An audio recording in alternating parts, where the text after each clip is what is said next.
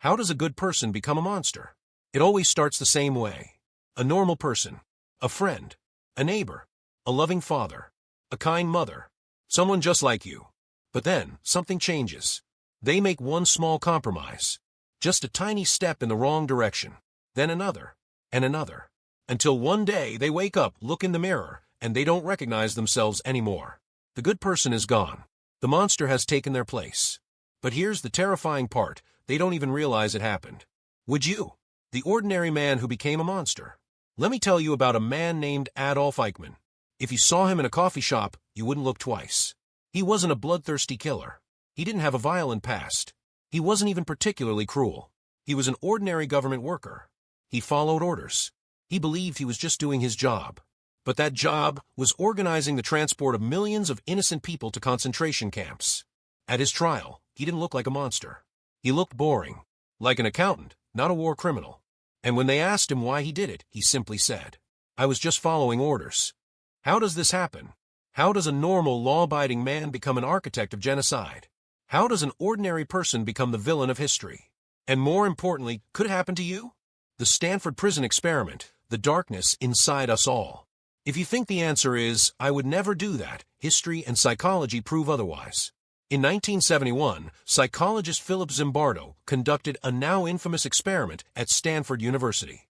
He took 24 normal college students and split them into two groups, prisoners and guards. The guards were given no real rules, only power. The prisoners were stripped of their names and treated like criminals. Within 48 hours, everything changed. The guards, who were just ordinary students, became cruel, sadistic, and violent. They humiliated prisoners. They psychologically tortured them. They acted like they were real guards in a real prison. And the prisoners? They broke down. They forgot it was just an experiment. They accepted their new role. They believed they were truly powerless.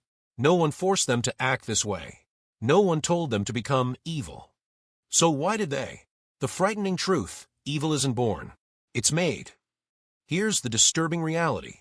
Evil isn't something you're born with. It's something you become. It's not about being a bad person. It's about the wrong conditions, the right authority figure, the right environment, the right justification. And suddenly, you're no longer questioning your actions. You're just doing your job. What would you do? Imagine yourself in Nazi Germany, in the Stanford experiment, in any of history's darkest moments. Would you have been a hero? Would you have stopped the horror? Or would you have become part of it? Be honest with yourself. Because the monster isn't just in history. It's inside you. It's inside all of us. And if you don't believe that, you're already in danger. The psychology of becoming a monster. If you believe only the truly wicked are capable of great evil, history and psychology disagree. The truth is far more unsettling. Most people who commit atrocities don't wake up one day and decide to become villains.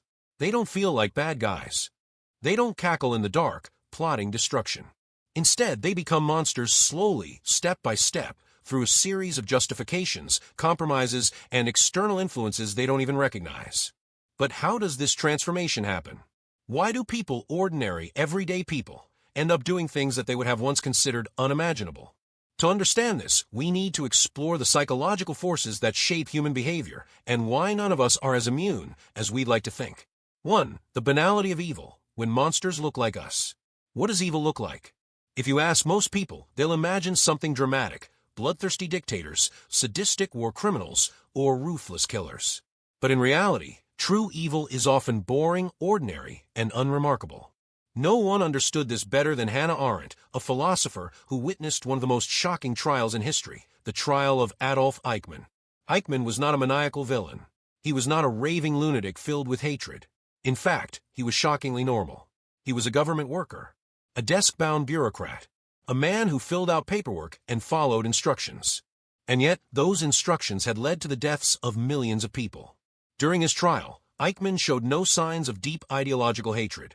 He did not see himself as a murderer. He did not believe he had done anything particularly wrong. When asked why he organized the Holocaust logistics, his response was chilling in its simplicity. "I was just following orders." This was where Hannah Arendt coined the term, the banality of evil. She realized that true evil is not always driven by deep-seated cruelty. More often, it is fueled by obedience, bureaucracy, and the failure to question authority. The scariest part? Eichmann didn't see himself as evil. To him, he was just a man doing his job. History has shown us that the world's worst atrocities were not committed by monsters hiding in the shadows. They were committed by ordinary people, people who looked like us, worked like us, and thought like us. They did not think they were doing something wrong. They believed they were simply following the rules. And that is what makes them so terrifying. 2. The gradual descent, the frog in boiling water effect. Nobody wakes up one day and decides to become a monster. Instead, they change gradually, one small compromise at a time. To understand this, imagine a frog in a pot of water. If you throw the frog into boiling water, it will jump out immediately. But if you put it in lukewarm water and heat it slowly, it won't notice the danger. By the time the frog realizes what's happening, it's too late. This is how moral corruption works. Nobody starts out planning to commit atrocities. It begins with something small. A politician tells a little lie to gain power. A soldier follows an unethical order without protest. A police officer abuses his authority just once. Each step seems minor. Each choice seems justifiable. And before they know it, they've become someone they never imagined they'd be.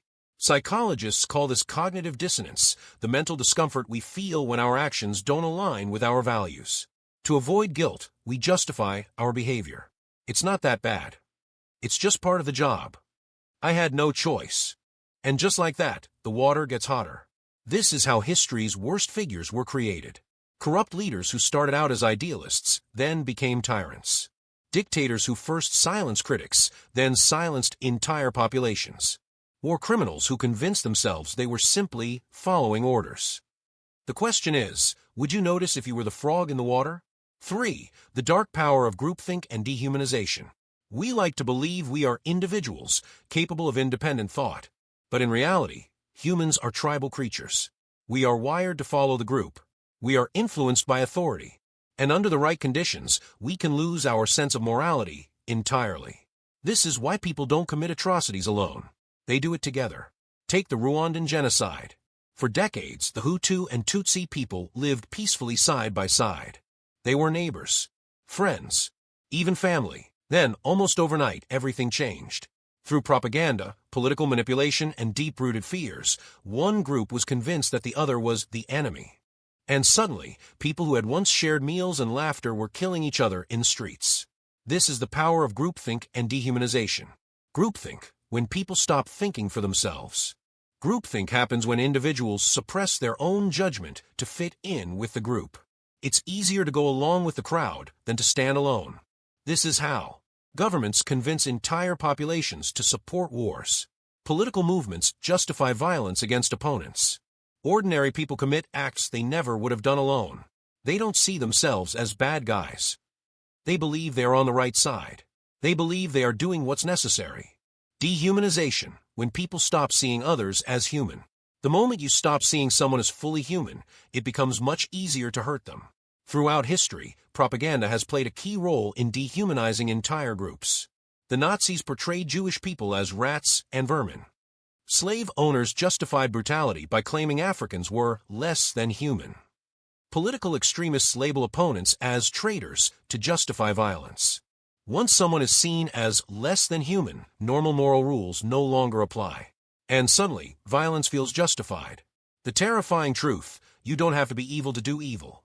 Most people believe that as long as they have good hearts, they are safe from corruption.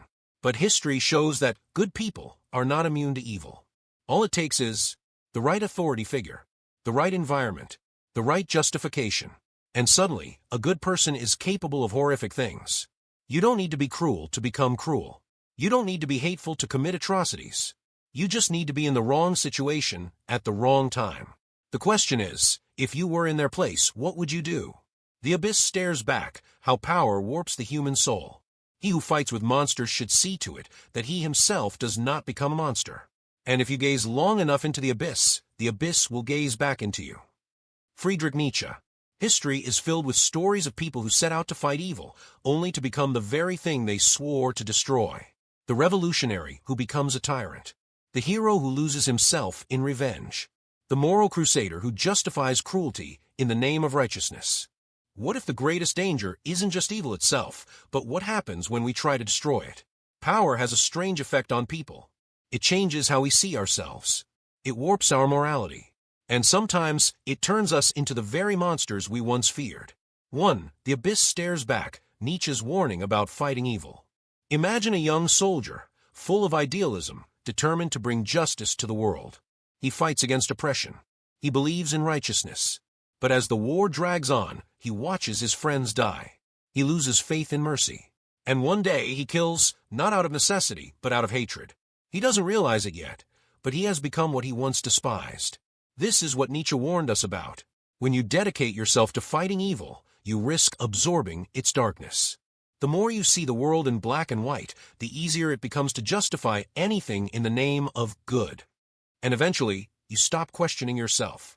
This isn't just a theory. It has played out in history over and over again. Take the French Revolution.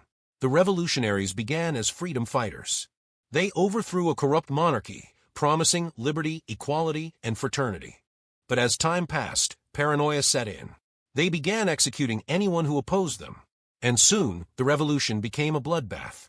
The very people who fought against tyranny had become tyrants themselves. Key lesson: the moment you stop questioning yourself, the moment you believe you are always on the right side, is the moment you risk becoming the villain. 2. The justification of evil. When good, people commit atrocities. Most of history's worst crimes were not committed by people who thought they were evil. They were committed by people who thought they were right. The Spanish Inquisition, torturing people for their own salvation. The Salem witch trials, burning women to protect society. Religious wars, killing in the name of peace and righteousness. This is called moral licensing, the idea that if you see yourself as a good person, you are more likely to justify immoral actions. A politician who fights corruption may start taking bribes, because I deserve it after all I've done. A leader may silence critics, because their voices are dangerous. A soldier may commit war crimes, because it's necessary to win. And before they realize it, they have become exactly what they once swore to fight. Ask yourself, have you ever done something wrong, but justified it because you thought you were on the right side? If so, you've already seen the seeds of this transformation within yourself.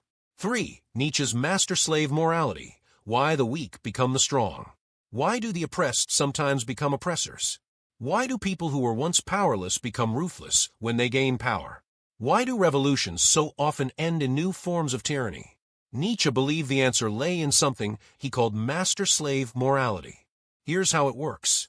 People who are powerless often see themselves as morally superior. They hate those in power, believing them to be corrupt and evil. They dream of a world where they are in charge instead. But when they finally get power, they repeat the same cycle of oppression. This is why rebel leaders become dictators. Victims of injustice seek revenge instead of justice. Those who were once weak become even crueler than those who oppress them. Take Hitler. After World War I, Germany was humiliated, weak, and struggling. Hitler used that humiliation to fuel hatred. He painted the German people as victims and promised revenge. But in his quest to restore strength, he became worse than the enemies he once despised. This is a warning for all of us. The more we define ourselves by who we hate, the more we obsess over our own victimhood, the more we convince ourselves that our enemies deserve cruelty, the more we risk becoming just like them. The more we fight evil, the more we risk becoming it. The revolutionaries who fought for freedom became executioners. The religious leaders who preached love burned people alive. The oppressed who gained power used it to oppress others. If you're not careful, the abyss will stare back into you. So the real question is, how do you fight evil without becoming it? The transformation of the self, the hidden monster within. We've seen how ordinary people can become monsters, how power, ideology, and the desire for justice can turn even the best of us into something unrecognizable. But what if the real monster isn't out there? What if it's inside you? What if the greatest danger isn't other people becoming evil, but the darkness that exists in your own mind? This is the part of the story most people don't want to hear. Because it's easy to believe that evil is something external, a dictator, a serial killer, a corrupt politician. It's much harder to admit that the capacity for cruelty, selfishness, and destruction already exists within us all. And the less we acknowledge it, the stronger it becomes. 1. The shadow self, the darkness we refuse to see. Carl Jung, one of the greatest psychologists of all time, had a terrifying insight. Every human has a shadow, a hidden, repressed part of themselves. It contains all the dark desires, selfish impulses, and aggressive instincts we refuse to admit exist. The more we deny this darkness, the more control it has over us. Think about it. Have you ever felt jealous of someone else's success, but told yourself you were just being critical? Have you ever wanted to hurt someone, not physically, but by embarrassing them, proving them wrong, or making them feel small? Have you ever done something cruel, but justified it because they deserved it? That's your shadow speaking. And if you refuse to confront it, it won't go away. It will take over your actions without you realizing it. Example, the loving parent who becomes a controlling tyrant. A father wants to protect his children, but deep down, he also has a need for control. He tells himself he is protecting them. But in reality, he is dominating them, making them afraid of him. The scariest part? He doesn't even realize he's the villain in his own story. And that's how it happens. Key lesson. The more you suppress your shadow, the more it controls you. 2. The dark triad, traits that make people dangerous. Why do some people rise to power so easily? Why do some leaders, CEOs, and influencers seem immune to guilt? Why do some people enjoy manipulating others and get away with it? Psychologists have discovered something chilling. The dark triad. This is a set of 3 dangerous personality traits that allow people to climb the social ladder, gain influence, and dominate others. 1. Narcissism, the need for power and attention. They think they are superior to others. They crave praise, admiration, and validation. They will do anything to maintain their image, even if it means lying or betraying people. Example, the CEO who sacrifices employees for profit, but justifies it as business. 2. Machiavellianism, the master manipulator. They are strategic, cunning, and calculating.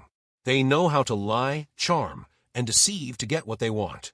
They view people as tools to be used, not as individuals with emotions. Example, the politician who promises change but only seeks power. 3. Psychopathy, the absence of empathy. They feel no guilt, no remorse, no fear. They can hurt people without feeling a thing. They often seem charming, confident, and fearless until you see what they're really capable of. Example, cult leaders who brainwash followers and drive them to self-destruction. Now, here's the scariest part. You don't have to be a full-blown psychopath or narcissist to have these traits. Most people have some level of dark triad traits, especially when they're under pressure. And if you don't control them, they will control you. 3. Why some people enjoy hurting others. Why do people love watching others fail? Why do people enjoy humiliating their enemies? Why do we sometimes root for the villain in movies? This is called schadenfreude, the secret pleasure of seeing others suffer. When a celebrity loses everything, people celebrate. When a rich person goes bankrupt, people laugh. When a rival gets humiliated, we feel a rush of satisfaction. Why? Because deep down, humans are not purely good. We have resentment toward people who seem more successful. We have anger toward people who have wronged us. We have a hidden desire to see others struggle, just like we have. Think about the Roman Colosseum. Thousands of people gathered to watch humans fight to the death. The crowd cheered as gladiators were torn apart. This wasn't ancient barbarism. This was human nature, unchecked. Now ask yourself, have you ever felt happy when someone failed, even if you didn't say it out loud? Have you ever wished for revenge, even if you never acted on it? Have you ever enjoyed watching someone get humiliated? If so, you've already felt this dark instinct within you. And if you don't recognize it, it can consume you. The monster is inside you. The scariest villains don't know they are villains. The most dangerous people believe they are righteous. The greatest evil in history wasn't done by bad people, but by people who believed they were good. Key lesson: if you refuse to acknowledge your own capacity for evil, you are more likely to become it. So what's the solution? That's what we'll explore in Section 5, the final warning. Are you becoming a monster? Because the real question isn't, are other people dangerous? It's, are you? The final warning, are you becoming a monster? We've explored how ordinary people become evil. We've seen how power corrupts, how ideology blinds, and how even the most righteous can fall. We've uncovered the shadow self, the dark triad, and the secret pleasure people take in others' suffering. But now, the question turns to you. This isn't just a history lesson. This isn't just about dictators, tyrants, or criminals. This is about how it happens to people like us. Because the truth is terrifying. Evil doesn't announce itself. It sneaks in quietly. And if you're not watching for the signs, you won't realize you've become a monster until it's too late. 1. The 3 signs you are becoming a monster. You don't wake up one day and decide to be evil. You change slowly, bit by bit, step by step. You make small compromises, little justifications, minor betrayals. And one day, you look in the mirror and realize you've become the very thing you once hated. So, how do you know if it's happening to you? Here are 3 chilling warning signs. 1. You've stopped questioning yourself. You believe you are always right. You dismiss criticism as jealousy or haters. You refuse to consider that you might be the problem. Example: a leader starts off with good intentions. Over time, they stop listening to others. They see every disagreement as an attack. Soon, they become paranoid, cruel, and ruthless. If you never question yourself, you are already on the path to becoming a tyrant.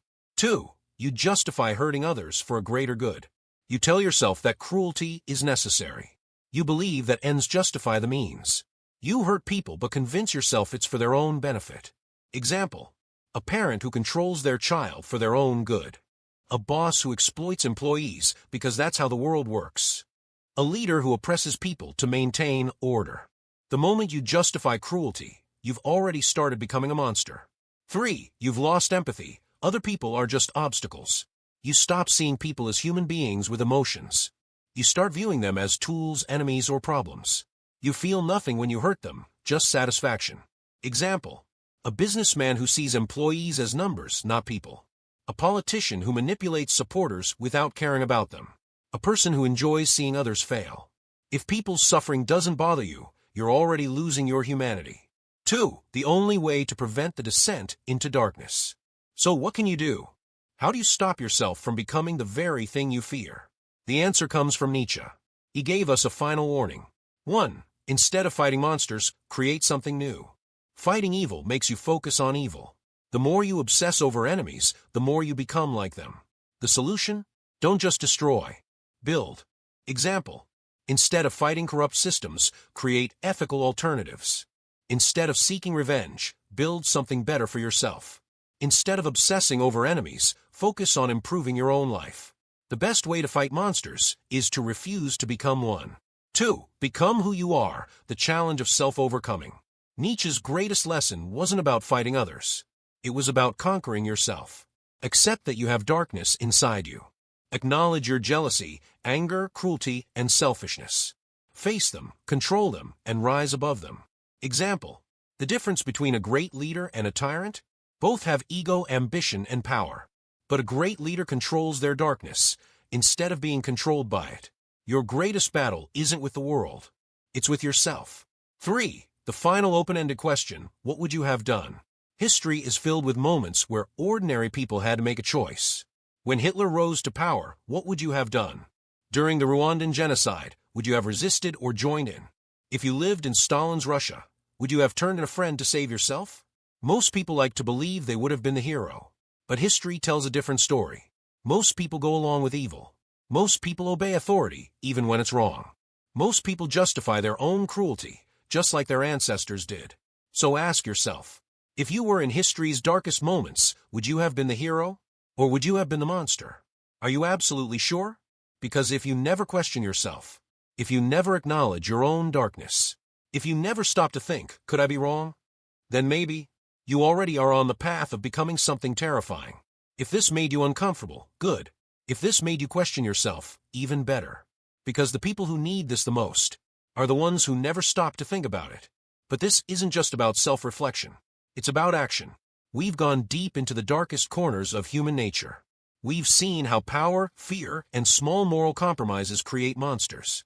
We've explored how ordinary people, just like you and me, can become something terrifying. And now the question lingers. What are you going to do about it? Because if you walk away from this video unchanged, if you dismiss this as just another theory, if you tell yourself, this doesn't apply to me, then you're already at risk. Evil isn't just history. It's here. It's now. It's in the workplace. It's in politics. It's in relationships. It's inside you. And the most dangerous people in the world are the ones who believe they could never be part of it. Because the moment you think, I would never do something like that, you stop watching yourself. You stop questioning your actions. You stop seeing the danger before it's too late. That's why people fall. That's why history repeats itself. Because no one ever believes they're the villain. The importance of self-reflection. If you've made it this far, you're already different from most people. Most people ignore these questions. Most people don't want to face their own darkness. But you've faced it. You've looked at the monster within. And now you have a choice. You can forget everything you just learned. Go back to your normal life. Pretend none of this matters. Or, you can take this seriously. You can use this knowledge to protect yourself. You can ensure that you never become what you fear. Because the truth is, if you ignore this warning, you are already on the path. If this changed the way you think, if this opened your eyes, then don't just leave. Don't just move on. Subscribe. Join this community. Because this channel is dedicated to exploring the dangerous truths most people ignore. This is where we confront the uncomfortable realities of human nature. This is where we question what others take for granted. This is where we become stronger, wiser, and more self-aware. And if you're ready for that challenge, if you're ready to face the truths most people run from, then this is your next step. Hit the subscribe button, turn on notifications, and prepare for the next video, because we're just getting started.